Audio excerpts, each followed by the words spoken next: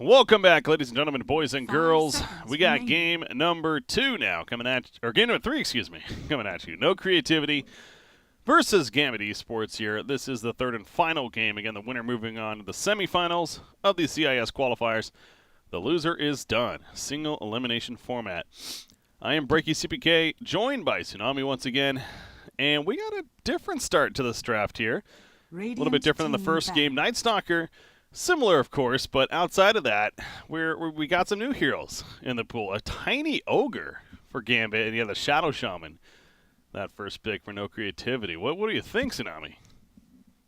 Yeah, I don't know if this is Gambit being like, all right, well, we played around with you in game 1 and 2, and now we're ready to like turn it on, because something that was confusing to me yesterday and first 2 games of today is just the fact that like core picks are relatively ignored for the first phase for some reason. They're just like, you can ban out all the top tier stuff and we'll pick up from the scraps later on. But no, Tiny is picked up just straight up by Gambit, and I don't really have any issues with that. I don't have any issues with Medusa being first picked, Morphling being first picked, or Tiny being first picked, because they're not really heroes that you can easily counterpick, and that's why they're so good right now. Tiny being first pick, especially with an Ogre Magi to back it up, like, there's no real easy response for that. All you can tell is that maybe you're starting to get a little bit idea of how the lanes might play out, and I guess Night Stalker isn't really anything unique to deal with Tiny, but I don't know, you've got some more picks to maybe figure stuff out, but this is a strong, confident start from Gambit. I'm happy to see it. Yeah, absolutely. Again, they're the ones with all the momentum right now, definitely looking very strong in that game number 2, playing as a team and coming together. So that's a good, solid opening. Especially it's an NA opening, I think it's safe to say. Tiny we see a lot, especially in the NA region. Haven't seen it a lot here in this event. I guess he has been banned, to be fair, maybe several times. We did see it once yesterday, now that I think about it. But anyways, a third pick for Gambit Esports. Maybe another hero that could take advantage of that bloodlust, but probably going to be more of a support hero here, if not your offlaner. Ogre could definitely be ran as that position 5 support, and as we've seen already the first 2 games, Gambit's not afraid to run dual melee. Tusk is not on the board. Okay, and they banned Undying themselves, actually, so a couple of interesting, noteworthy bans there, but maybe something like a Rubik here wouldn't be bad. You could steal the Shadow Shaman War. It's always fun. But, team pick. Whoa. Okay. That's a little different. This feels very complexity-like. Yeah, right? You were like, this is an NA draft, and it couldn't be possibly more NA right now. Yeah. All you need is a mid Jakiro, and then you're good to go. Yeah, this is Z-Freak on the Chen. You got Kyle on the Ogre. Chessie Tiny. Limp, whichever one. I mean, Moose Sand. No, okay. It's going a little bit too much. All right, anyway, so Gambit, but yeah, this is definitely any draft of sorts, but at the same time, it's a good one. I mean, a lot of lockdown, but Chen is a pretty unique pick. Not a lot of teams are picking up this hero as well, so we'll see. Yeah, I guess this is like a remixed iteration of the push idea that they had, because Beastmaster was basically semi-jungling in game 1. I mean, in game 2, and they can afford to do the same thing with Chen, assuming that they pick. Well, actually, they don't even really need to pick like that strong of a mid laner. Because Ogre Magi, he can just sit with the mid laner, whoever it is. Last time I had proposed a semi-greedy pushing mid, we saw Shadow Fiend in the, I don't remember which series it was, but it was one of the series that we saw yesterday, where I was like, you can afford to get a little bit greedy with your mid lane pick. And it's possible that they may send Tiny mid as well, but I think that Tiny may feel a little bit more comfortable in the safe lane. Yeah. But yeah, it's still push. You can tree, hit towers, toss it, bloodlust, Chen, creeps. It's very, very strong push. And yet again, no creativity. Don't really have the best anti-push. Shadow Shaman is okay at it once he gets some levels, but more often than not, Shadow Shamans these days don't get levels early on because they're too busy trying to make sure that their lanes are being won, so they're not really prioritizing their own farm. Yeah, something like a Dragon Knight definitely comes to mind here for Gambit Sports. I keep calling it Gambit Sports, but Gambit Esports here. To kind of fit that theme of the push like you're talking about and get that strong frontliner even for you. So they ban Lifestealer and they go the Death Prophet. Okay, well that's a little bit of anti-push as well as Obviously, Hey, it objective looks like push they're themselves. expecting a mid-tiny. I mean, I don't know Gambit's roster very well. It's possible that the mid-tiny is just the way that they like to play it, but I, I mean, they ban out the 10 Lifestealer, they seconds ban out the remaining. Gyrocopter, they ban out the Phantom Lancer. No Creativity is not 5 seconds interested remaining. in dealing with any other mids other than the tiny, it seems. So now Gambit, I mean, yeah, banning out the lifesteal. I would not be surprised to see that curve, but like you said, it's we don't know these teams. Like I'm sure they know each other. They've played against each other plenty. Right. Being from the CIS, the same region, and again, no creativity. One of these kind of newer teams, perhaps, that's put together. Obviously, they're all wearing the stand-in tag, but definitely some recognizable names over there. Like I talked about earlier, Scandal especially, really old school. Goes back to those Great Han days. All right, final pick though for Gambit Esports. Again, I really wouldn't be surprised to see that mid option, like I said, especially with the Death Prophet now, maybe to get a more favorable one. What about something like the DK, possibly like a Viper as well for Gambit Esports here? Yeah, it's something to match up against Death Prophet. Something I wouldn't be surprised to see is if I still don't know if where Tiny is going to be, so maybe I should hold off on my calls. But I wouldn't mind seeing an aggressive tri-lane coming out for Gambit. You let the Sand King solo against the Brewmaster. Wherever the Brewmaster is, you have to send Sand King. Tiny can't be in the same lane as Brewmaster, otherwise it's a lost lane. But you can send Sand King there, and he'll be just fine. And it's going to be, I'm assuming a mid racer. Yeah, Iceberg's playing it, so yeah. Yeah, so I don't really know why No Creativity were so confident on it being a mid-tiny. But I think Razor's a good pick. It's great against Death Prophet because Death Prophet wants to stay linked, but guess what? So does Razor. And Razor benefits from a linking in the early game and in the late game way more than the Death Prophet does. Mm-hmm. Yeah, the links against one another, that's an interesting versus right there. Razor versus Death Prophet. The Yeah, Siphon versus and the whenever Link. Death Prophet like pursues, then you also have to worry about the unstable current proccing on you. True. So Death Prophet cannot really play aggressively. So maybe you don't. Well, I don't know. I still would like to see an aggressive tri lane. If Bignum, Dahak, and Always Want to Fly just sit in the bot lane contesting this Vengeful Spirit, there's not much that a Shadow Shaman Night Stalker can do. Like, Shadow Shaman has great damage, but Ogre Magi has more than enough regen to deal with that damage. And one of the most popular things to deal with a Shadow Shaman is you send a bunch of units at him.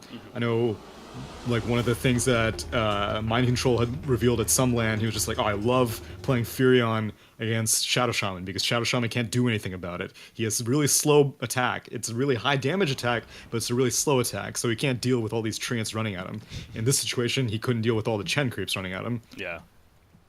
Well, that's a fair point. Hey, I'm always a fan of seeing a hero like Chen, too. Chen, in my opinion, is one of the more entertaining heroes, definitely. And obviously, we never really get to see true junglers nowadays, but Chen's one of the few that... Not to say that he's going to sit in the jungle, so I guess it's not even that necessarily, but he'll be in the jungle at least for a fair amount of the earlier game, of course. Getting the early creep and setting up harassment, maybe even getting like that Wild Ring Ripper and then camping at middle lane, seeing that kind of strategy. So Yeah, chances are Bignum's going to be sticking around in the jungle quite a bit because he did not roll out of the base with the smoke. And sometimes you'll see a lot of Chens just get a smoke right into the base because they want to find one creep and just immediately bolt down to the mid lane. But Bignum's going to sit around, he's probably going to get some experience and maybe help out Sand King once they figure out what the laning situation is right now, because they don't know where Beastmaster is going to be yet. And I think that's something that Gambit are very curious to find out. 30 seconds. yeah, if he's able to get that penitence up on whichever target Tiny's going on, though, it's definitely It's curtains. pretty much a guaranteed kill at that point. Look what they're doing here bottom lane, by the way. Shadow Shaman Night Stalker hiding in the trees. Yeah, with No nature. Creativity is not revealing anything. Brewmaster's been hiding for quite a while, and these two offlane heroes are also hiding, but they're going to reveal themselves now. They find Always Want to Fly, that's the last person they want to find. Battle Yeah. begins. Would like to contest this bounty rune, but yeah, it's a Radiant side playing it pretty smart right there, not risking it. Say you can have our bounty. So it will be a 3-1 advantage. Nefrit actually gets both, and sure enough, the Dire team is just going to go full-on aggressive trialing themselves with the Night Stalker, Shadow Shaman, and the Vengeful. And I know you're talking about the possibility that Gambit would do it into them, but Yeah, that's what I thought. honestly, I don't know. For me, it seems like, with the Vengeful Shadow Shaman, that's a lot of lockdown between those two. Between those two heroes, especially if Vengeful goes more of this magic missile build, levels that up earlier on. This Tiny even will have to be a little bit careful about getting killed. Yeah, he will be. Especially because, there's so much physical damage that will come out if... Nefrit went for the magic missile, as you said, but once Wave of Terror gets a few points, then, Tiny has 0 armor, as we all know, 0 agi again, so you will definitely start falling to right clicks. Yeah, and Chen's going to be a while, and he's reliant on the RNG, obviously. And now you have the minute that you have to wait till the spawn. He gets on right here, and he will get. This is great positioning by Dahak. He knows that something fishy is going on. There's no way that you send a Vengeful Spirit all by herself. Of course, yeah. And they dodge what would have almost certainly been First Blood with inferior positioning. So. Yeah, no, it's a good heads up, but yeah, as you pointed out, there's what are they doing? An offlane Vengeful? Yeah, right. Come on. That's not happening, so they picked up on that pretty quickly. You see that Troll Summoner coming in from Bignum. Gonna net up the Rasta. They do have an Ignite coming up in a second. The Avalanche coming out as well with the toss combo, and that's a kill for Tiny. Wow, that seemed like a lot more damage than even I thought was gonna happen there. Yeah, it was great timing. Chen came in, and at that immediate moment, both heroes of Ogre Magi and Tiny both hit level 2. And that is the disadvantage of running a Tiny lane, is because all 3 of these heroes are still level 1. If you had the Silence on Night Stalker, then maybe you could have stopped that. If you had a Wave of Terror, maybe you could have gotten a turn kill. But now, Night Stalker's kind of in a little bit of trouble here. No mana for Toss. There's the Ignite, couple of auto attacks. That's so slow. Orb of Venom, Ignite. He tried to get denied by the Ancients. There was no way he was making it over there, though. So, yeah, I was wrong. You were definitely right. Gambit just running the we're going to run at you strategy, and there's nothing you can do about it. Yeah, defensive or offensive tri lane, I guess the idea is that you just want to make sure that the Tiny gets confirmed farm, and there's really no way to contest him now. If all 3 heroes are down here, like you see, no one from No Creativity is like, yeah, I don't want to go back to that bot lane anymore. Try to go to the top lane, set up a kill on Sand King, but Cheshire Cat picks up on it pretty quickly. Burrow strikes away, and he's fine. So, yeah, clearly No Creativity, adjusting now.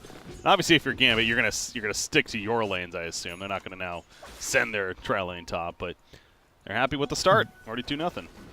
It'll be you're basically just gonna mirror the movement of No Creativity, because if no one's down here with Tiny, you don't need to protect him. If Always Wanna Fly has an Ignite on the mid lane.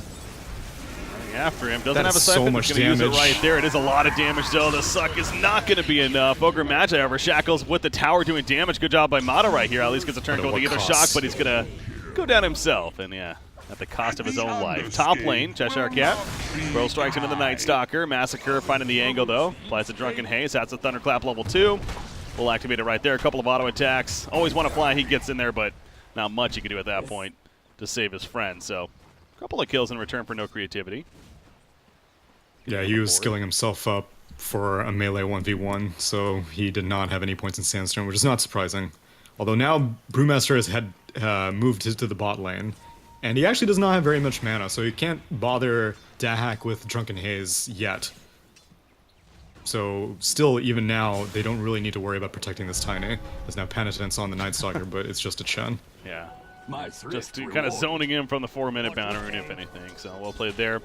But yeah, Chen, you're right, mirroring the movement. Chen's already up here, Ogre's up here as well, and now they're with the Sand King. It's just as deadly than having the Tiny, to be fair. Plenty of lockdown still, and No Creativity realizing, okay, what do we do? Because Vengeful and Night Stalker, even in nighttime, just hitting here. The Night Stalker is just not comfortable to make a play, though. That's why this may be a good rotation from Mata Shadow Shaman going in on this Razor. Be a big I still don't know if they can get it. Iceberg's very, very tanky. Oh, he used the one Spirit Siphon and taken off immediately. Yeah, Mata is only level 2. He is so scared right now as a Shadow Shaman because the Radiant team can rotate very easily as well. Like Ogre, Sand King, Chen, these are all great heroes for turning around a gank attempt. As now Mata finally does give up his position. Yeah. He doesn't really get anything done. I mean, they're winning all 3 lanes right now. Because you look at the top lane, they're literally just pushing the tower, and Vengeful's resorting to jungling. A jungle Vengeful Spirit is not something you hear often, and for good reason. But that's just kind of what No Creativity is having feeling like they have to do. And I guess that just goes Death Prophet, ideally, you know, get Exorcism as soon as possible and try to make some plays with that. But, man, Razor's already level 6. Death Prophet's still level 4 at this point. He must have really been getting bodied there in that middle lane, or zoned out even. Yeah. I mean, he did die with that one time as well. Although this is a good rotation, assuming Brewmaster doesn't die first. Wands up. Almost did. Nightstalker coming in, though. Dahak, he's going to be locked down. This is a 4-man gank, and that's what it takes. It's worth it for sure. Tiny, man, he is living, though. Oh, he even got Grow at the last second, but it's not enough. Grew a little bit bigger there. So finally, yeah, it was positive. A necessary rotation. They needed that many heroes. Like, if they had one fewer hero, they would not have gotten that kill. And that's why they were so reluctant to do it. They're like, man, do we really have to dedicate 4 heroes? Yeah. And then no creativity. It's like, Vengeful Spirit, you're not doing anything anyway. Just come down here and kill this Tiny. And so they get it done. But while that's happening, obviously Gambit's making plays elsewhere, including just continuing this push top lane. Again, it's not just Sand King. Chen has both of his creeps up here, the Centaur and the Hellbear Smasher. And he is going to be heading up here himself. And I was like wondering, what the hell is Chen doing while these creeps are doing this? But I guess he might have been picking up the bounty runes. Bot lane shackles on this Tiny, but he's got that status resistance now. And TP's coming in. 6 stick charges. Did he turn? Toss in the Razor. A little bit too fast. Might not even need it. There you go. He's going to toss the creep. Go for the kill. Shackle's coming out, though. Razor. The tree throw will finish the job, but they kill Razor. So far, the exchange definitely favoring the Dire team. And it's going to end that way. Although, as I say that, top lane Nightstalker will go down to the Chen Sand King. So, a little bit of positive for Gambit there. But I still think you're overall satisfied with Greed. But they're going to lose Tier 2 top, so maybe not. Jeez. That's a Tier 2 top kill. The Sand King built a drum. That is not something you see very often, but whenever you've got a strategy in mind, you're like, we have to push. You know who that's very like? I know I bring up this team because people know I'm a fan of them, but this is very complexity. Like, Moo does the same thing on Sand King. He goes to early drums, and with a lineup like this. And they'll just push objectives. Death Prophet, like Scandal, not only does not have the mana for Exorcism, but he was forced to take Exorcism at 6. I don't really know if he was forced, but like you see all this pressure coming in, you're like, I need to do something. I need to like take the mid tier 1 or something like that. But he's been trying to farm because he was just so far behind this Razor that even though he took Exorcism at 6, he has gotten minimal damage on the mid tier 1, and now his mid tier 1's about to be taken. Dire's middle tower is under attack. Shadow Shaman. Gonna see Ogre Magi, but not much gonna happen there. But yeah, the mid-tier 1 being heavily beat down. Razor just throwing in the auto attacks, has the double Centaur to help out, and even Pulse or Plasma Field there. There is Primal Split up now, and as mentioned earlier, Exorcism is up as well. Rasta's only level 3 right now, so it's gonna be a long time before he gets any Rasta awards though. Ooh, Vengeful, Invisrune. He would like to find a kill right here. Razor. I mean, he's not getting a solo kill, though. That's the problem. So I don't know exactly. He's just going to sit on them for now. Yeah, he's just trying to gather data. But this is a core Vengeful, so it's like, you know. It is. Is he the one that should be doing this? But, I mean, I guess he's the one with the Invis rune, so. Ideally, they want to kill out of this, but they're just not going to get it. Gambit, respect this push. Yeah.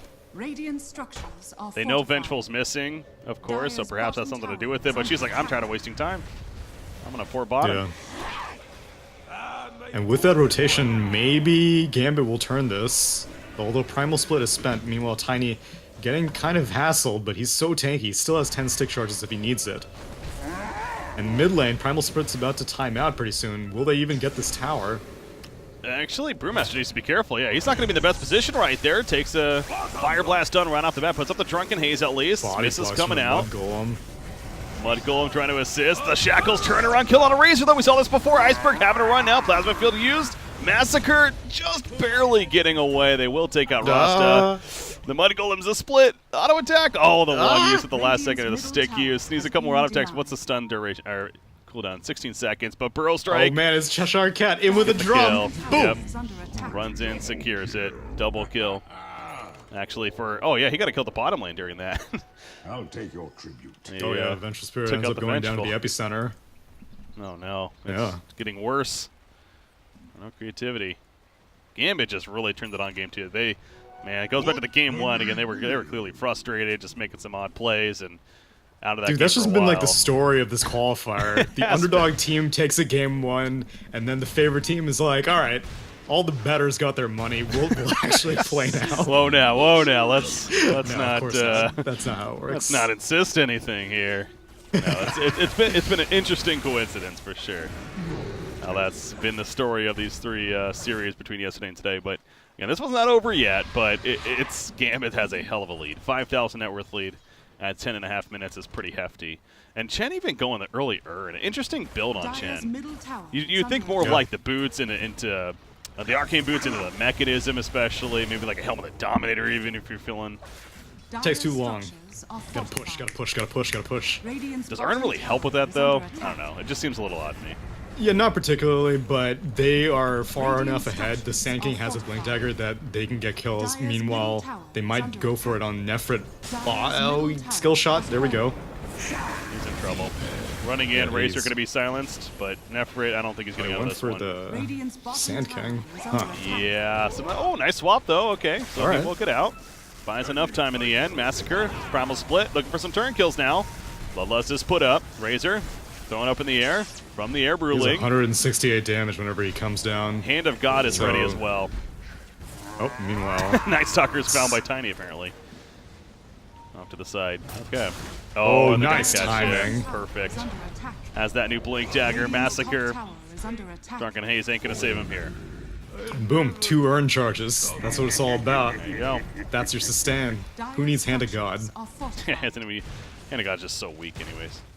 It Let's is. be honest. Definitely one of the more underwhelming ultimates in the game, but bottom tier, this is tier 1. Yeah, tier 1 going down here.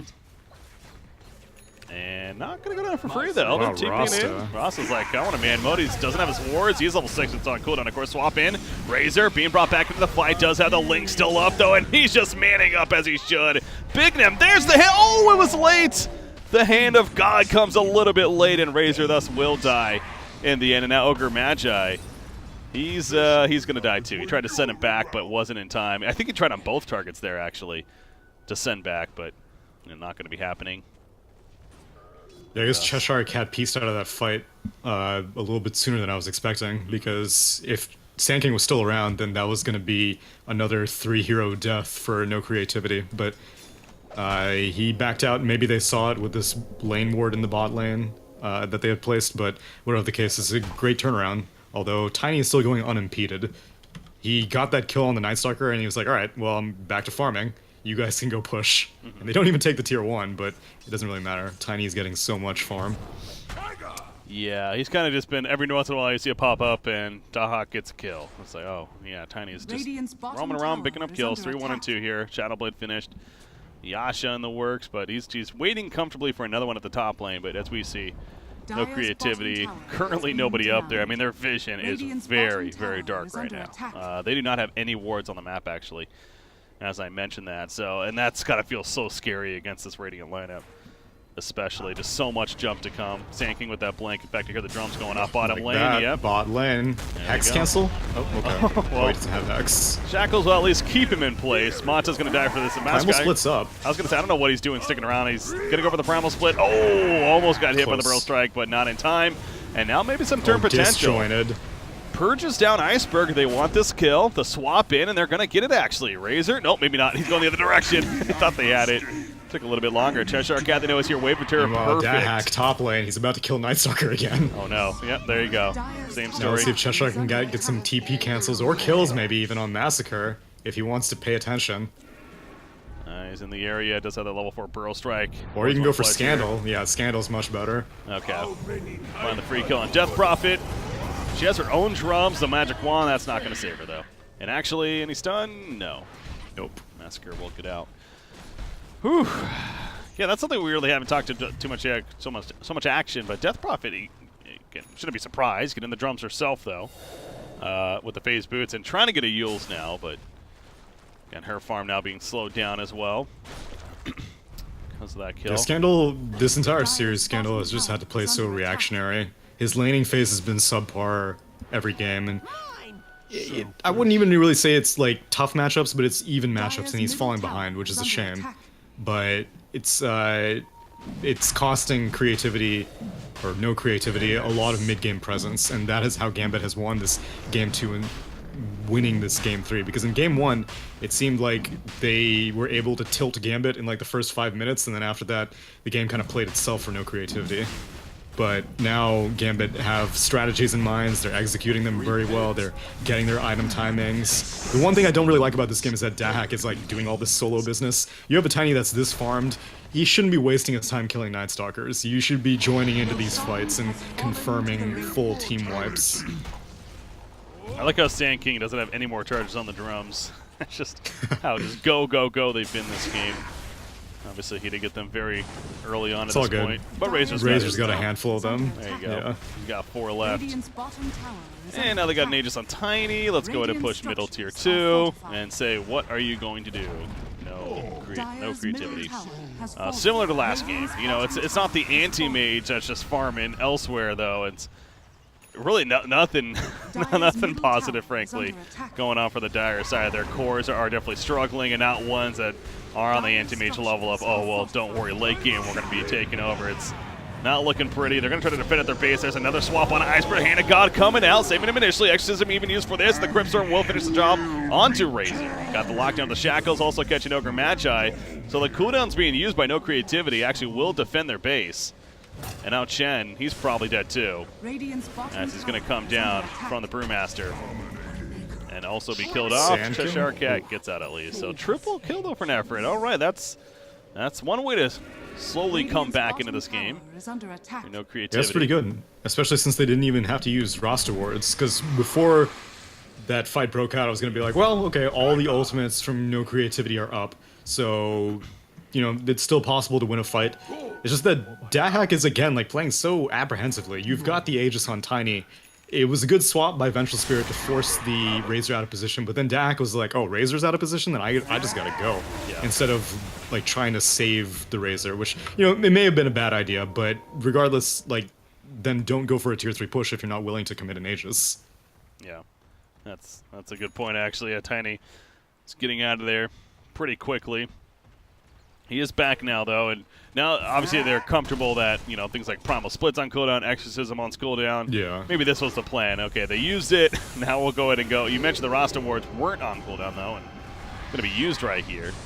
Swap is also ready to go, so they can find the target. But again, Tiny with that Aegis, not the most juicy targets that they want to be going for here. Yeah, the other thing is I don't know where Cheshire Cat was during that swap as well, because usually whenever you swap someone in and all 3 of the enemy, or the whole enemy team is grouping up on one of your allies, and you're like, oh, this is a perfect situation for a Burrow Strike. Forget the Epicenter, I just want to make sure that Razor stays alive. But Cheshire Cat didn't go in either, they just all left. It's possible that he got silenced by either the Night Stalker or the Death Prophet, but there was just like no reaction. Yeah. All right, so Chen, he did go the Urn first, as we're talking about, but now he's building into more of that, I guess you would almost call it a standard build. We expect to see the Arcane Boots, the mechs coming, eventually Guardian Greaves. Unless if he dies. It's going to die. Yeah, he should not get out of this. Hex coming out, and okay, nice well, stomp, he's going to stall them. Matter. Space Creator, look at this team meanwhile. This is Space Creation, actually. Tier 3 going down middle, so already a victory for Gambit there. Exorcism and Split are up now. Grip Swarm, just trying to push them back, but you're right, they have a lot of cooldowns. They're big ones, at least. Exorcism and the Primal Spell. Well, Scandal uses all this mana there, so he wouldn't Exorcism now. The time being, Darkness coming out. No creativity. Gonna push them out of the base, though. They got the ranged racks, but again, the tier 3 going down, so now that opens up the Shrine access, of course, for the Radiant side. And they still have the Aegis for a couple more minutes, I believe. A little less than that, minute and a half, pretty much. Definitely still could kind of reset here and go back in, but Razor, okay, Razor just finishes as SNY there. Himself. Is there a big Yeah, they can go for this bot tier 2 push, but after that I think they should just chill out. Maybe, man, they're all going so mid-game. So we saw this yesterday as well, where like 3 cores went for drums, but the problem is that it was Brestomans who were reacting to it. It was Brestomans versus Empire. That's right. Empire went for like 3 drums or whatever, and Brestomans were like, oh, it's cool, we'll get a Midas on our Ancient Apparition, we'll play for the late game. And yet again, Gambit are going really deep into this mid game. You got Sanjin Yasha on the Tiny, you got Sanjin Yasha on the Razor. You've got all these drums built up on the Sand King and on the Razor. It's very mid-game oriented, but the one advantage is that this time Creativity don't really have a great late-game hero. And I don't remember who Brestoman's had. I think it was Gyrocopter? Forget it. Initiation. A little Sand King, actually, that could be a big kill off the bat. He manages to Burl Strike away, though, into the Avalanche on a Death Prophet. The toss will finish the job. Hand of God also healing up. Cheshire kind of the back lane. Stora wants to finish the job. Looking at a couple more auto attacks. Puts the silence on him, but his team is dying around him. Nefrit's going to go down here as well. They do take out Razor, though, before that. The Aegis just got reclaimed, by the way, but Dahak, he doesn't care. He's just too bulky. He picks up a triple kill, and now you see Brewmaster will be coming back together very shortly, running after the Ogre. One more second. Brought back together. Thunderclap ready to go. Chasing down Always Want to Fly. The Ultra Kill, though, for Dahak. Gonna go for the Rampage. One more auto attack. Nothing missed coming out the toss, though. Into the Rampage for Tiny. On 5 for 4. Not often do you have one hero remaining who got a Rampage after it's all said and done, but we just witnessed it. And he needs to use his mana carefully, because if he can manage to get to the tier 3, he can do quite a bit of damage. I guess maybe he may be scared of the Death Prophet, so it's possible he may back off, which he is. But I like how he immediately puts an MKB into his quick buy after he had a handful of misses. Like, he was getting cycloned left and right, and then once he finally got back down on the ground, Split had ended, and he was getting drunken hazed, so... Yeah. Yeah, he's actually not going for the BKB, which is what I thought would be the initial approach, but whatever. You're doing pretty damn well if you're Tiny. You could probably go for whatever you want. Yeah, so that fight, I mean, no creativity. The fact that they were able to get Razor killed pretty quickly, and also the start on the Cheshire Cat, I think, was the biggest thing, no doubting. He was literally just running for his life the whole time. Got no epicenter off, no burl strike stuns really that were effective in the fight, and so that's what allowed and got the opening for no creativity to go as successful as they did in that fight, despite still coming out on the losing end. Again, it could have been much worse if they were not able to get that initial jump, but overall, Gambit still has an 11,000 net worth lead, and the top 3 farmers in this game all belonging on their side, including that Sand King, actually, who's third in the game right now, but he's going to be fine. Against Yeah, he has nothing to be concerned about. He's got Yules, he's got Force Stuff, he's got Blink Dagger. Yeah, he's farmed. Hey, it's like a puck here. So slippery. Right? You're not killing him, man. Get that mana, Lincolns. Yeah, right. There you go. I got a Dagon. That'd be more like it. Yeah. Chen, level's starting to add up here. I mean, Tiny's level 18. Wow. He is really up there. He went bulky talent. 350 health, 20% magic resistance. And they're going to find a free Rasta. Oh, no, Brewmaster. Oh, man. What are you doing? Brewmaster, you crazy for this one. Did he split up in time? There are no stuns when he comes back down. Okay. So he will get the split at least and probably survive because of that. Chase that green thing. Yeah. It's tough. You got the Storm Brewling throwing him up. Yeah, he's going to put the Earth Brewling way over there. Tower is under attack. So they don't even chase. There's no point. Vengeful's pushing bottom, meanwhile. Trying to make a play. But the Hawk's like, all right, we'll take your melee racks. I got this big tree of mine. Oh, the Burl Strike connects. Night Stalker not going to follow it up, though. A little too deep. They just want the objective. And they'll take it and fall back now. Yeah, take the bot shrine. I think they should fall out with the top shrine because Roche has now a potential to spawn. It's not up yet, but it'll be up in 2.5 minutes, so it's a late spawn, but they should get as much map control right now because the only way I see no creativity coming back into this game is with some sort of failed Roche attempt from Gambit. I see there. Oh, it's going to bring up something, but just blanked. Anyways, Ogre Magi, Rod of Atos. Queued up for him. Position 5, Ogre Magic. The fact that he's almost got an actual Rod of Atos finished. That's weird. There's no one really worth rooting. Like, oftentimes you'll see that against, like, Storm Spirits or Storo going in. Tiny can come to this fight very quickly, so they back off. Yeah, I guess. Yes, I'm a little bit surprised that he goes for this Rod of Atos, but it tanks him up. Yeah. So I guess that's, you'll take it. There is that idea. Oh yeah, that's what I was going to mention about the Chen. He's been having this Harpy this whole time, and Harpy's actually really good for pushing with that Chain Lightning ability, just for constantly pushing it away. And so I assume like that's why Bignum has it, and he's been keeping it, so making the conscious decision. Yeah, maybe I think he's been split pushing with it because more often than not I'll see the 2 centaurs, and whenever you've got a Tiny, you don't the Harpy is not going to be able to get the cast animation off before the entire wave dies to Tiny Tree. So I think he's just been using it to push the other waves. I'll have to pay attention to that because it's a good point that he's keeping it around. Sand King pushing on top. You see they're grouped up, though. This is a big smoking chance for no creativity. They're going to jump in on a Tiny. Oh, but the four-man avalanche hitting Tiny, still in trouble. That resistance, though, kicking him. He gets taken back by the Chen. Oh, man. Iceberg maybe left behind for the Wolves, and yes, he's probably dead here. Unless the Force Staff can actually save him. Hand of God coming out. Oh my God, he's still alive. And Tiny, I gotta think he's gonna be porting back in soon. He is. A Yule Scepter. Iceberg is still alive. The chase is real, and they're not gonna get him. And now Tiny's coming back into the fight. You gotta be careful about overcommitting if you no creativity. Cheshire Cat, no, he's not gonna live right here. Sandstorm was on cooldown. Bro Strike another second. But Dahak is back. Another four-man avalanche with a cleave of the tree. Takes out one with the Brewmaster. Down goes Benchful. Tiny's gonna be locked up by the Shackles, but not for long. Thanks to the resistance. Down goes Rasta. It's a cleanup for Gambit. What a turn right there for Gambit. How did Iceberg live? That's teammate support for you, ladies and gentlemen. And a 4-for-1 in the fight. Shout out to Racecar, Sanjin Yasha. You've got Dramora. You've got your Sand King giving you a Force Staff, giving up his life for the cause. Very well played by Gambit. And Dahak getting some crazy avalanches. Like the first one was just like a split-second reaction, and creativity was like, well, we're smoked up, we're all clumped up in this area, there's nothing we can do. But the second one, Dahak had positioned that specifically. He had his Shadow Blade, he was waiting for his moment, and it paid off handsomely. You knew you were going to see the clutch Chen play eventually coming out, not only with the Hand of God, but again, the send back on a Tiny. And boy, oh boy, that's got to be so frustrating. If you're no creativity, knowing how close you were on both cores to actually killing them. But instead, they lose the fight, they lose their top set of racks.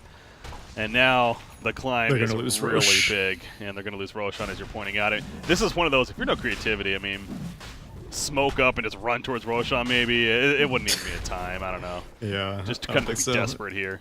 Exorcism's down for 35 seconds. I mean, they're YOLOing it, I respect it, but I'd say they make it to these stairs. Yeah, this is the game, basically. They know this. Yeah, Roshan goes down, and they're still going to engage. Oh, Ogre's not your target, guys. Ogre's not your target. He's still going to live. You get whatever you can get. You get a kill if you can. They're going to lose. So in the end, as out comes Cheshire Cat with the epicenter. The swap defensively. Night Stalker, though, he's going to die because of that. Double kill for Iceberg. Scandal in the midst of it. He's got one suck up, but he's going to be thrown up with the Yule Scepter. They pick off Vengeful. Expect those GGs, baby. Ultra kill for Iceberg. He wants his own rampage. Damn it, is he going to get it? Oh. Yeah, they're going to leave for him. Rampage for Iceberg. Respect. I love it. 2 rampages on different heroes in the same game. You know, I almost want to type GG well played for that. That was fun. Fun for Gambit especially. Not so fun for no creativity. No, it wasn't for him. Those are 2 back-to-back really good games from them, to be fair. So props to Gambit for stepping it up in the second and third game especially, despite dropping that first one. But that's going to do it for the series as they move on to the semifinals now. And again, unfortunately for no creativity, they won the first game, lost the next 2 though, and they are now out of the CIS qualifiers, despite their efforts here. So final thoughts on the series though? All up to the last. Well, actually, no creativity was a direct invite. Oh, they replaced M19. Oh, I see. Yeah. Oh. Wait, so that must have happened pretty recently, because I could have sworn I remember seeing M19 on this qualifier roster like a day or 2 ago. That's a good point, actually. Now that you mention that, I think even yesterday, you're right. Yeah, because I was like, I remember seeing it, and I was just like, M19, and I was like, oh, it's Funnick. Funnick's on that team. Yeah. And then apparently now they're been replaced by no creativity. Oh, okay. I guess they did kind of last minute, yeah. Well, in the end, no creativity tried.